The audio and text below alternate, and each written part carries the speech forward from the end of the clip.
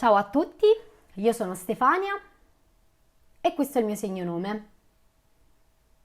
Sono una persona sorda e ho una disabilità motoria.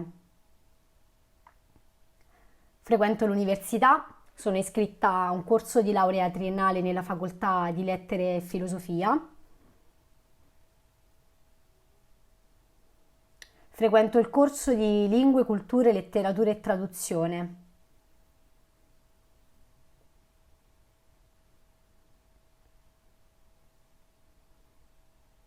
Dunque, oggi mi piacerebbe parlarvi della mia esperienza in ambito accademico. Inizialmente è stato un po' particolare. Ero in imbarazzo perché mi sono trovata a vivere una situazione nuova, ero circondata da persone nuove e i docenti universitari sono docenti autorevoli.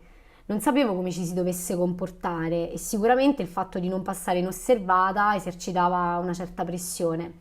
Sì, mi piacerebbe parlarvi di questo. Inizialmente ho dovuto concordare con alcuni docenti delle strategie comunicative che sicuramente non avevano nulla a che vedere con la situazione che ho vissuto nelle scuole medie superiori.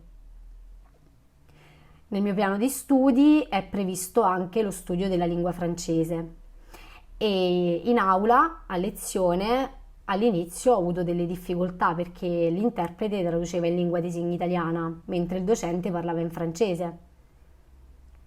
In quel modo chiaramente non avrei mai potuto imparare la lingua, così di comune accordo con l'interprete abbiamo stabilito che avrebbe tradotto in lingua dei segni italiana, ma allo stesso tempo simultaneamente avrebbe labializzato in lingua francese.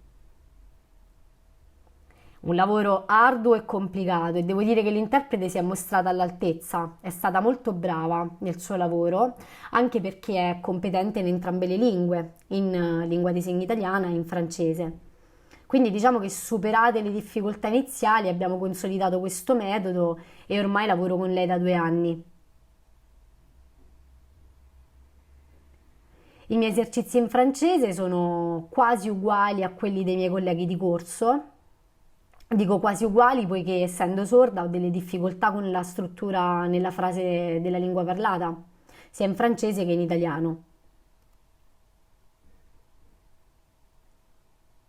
Diciamo che essendo sorda tendo ad invertire l'ordine delle parole nella frase. Infatti il docente, correggendo i miei esercizi, si è reso conto che ci fosse qualcosa di strano e ha capito che questa difficoltà è dovuta alla mia sordità. Con il tempo poi ho imparato la struttura della lingua italiana, poi di quella francese e di conseguenza ho imparato anche a tradurre da una lingua all'altra. Quindi grazie a questi accordi con il docente e con l'interprete sono riuscita a partecipare alle lezioni senza alcun tipo di problema.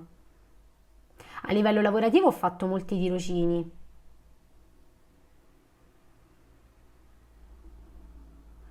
Ho notato sicuramente finora che in ambito lavorativo in un certo senso manca il supporto nei confronti dei dipendenti con disabilità.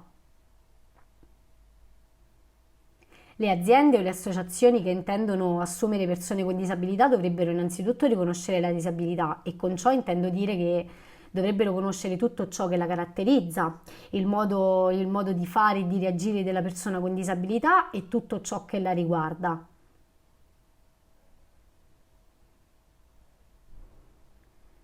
I datori di lavoro dovrebbero anche riconoscere l'operato dei dipendenti con disabilità, in modo tale da incoraggiarli e stimolarli a lavorare sempre meglio.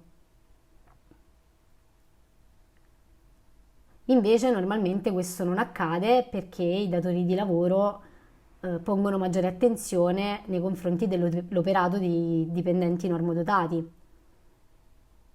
Si dovrebbero anche organizzare dei corsi di sensibilizzazione e formazione nei quali viene spiegato ai dipendenti l'approccio alla disabilità, a qualsiasi tipo di disabilità. Quindi i datori di lavoro, che siano aziende, associazioni o altro, che intendono assumere persone con disabilità, devono innanzitutto conoscere la disabilità in modo tale da costruire una consapevolezza e poi organizzare questi corsi di formazione e sensibilizzazione per gli altri dipendenti. Il messaggio che vorrei dare oggi alla comunità internazionale, ma soprattutto alla comunità nazionale italiana, è che quando si ha a che fare con una persona disabile,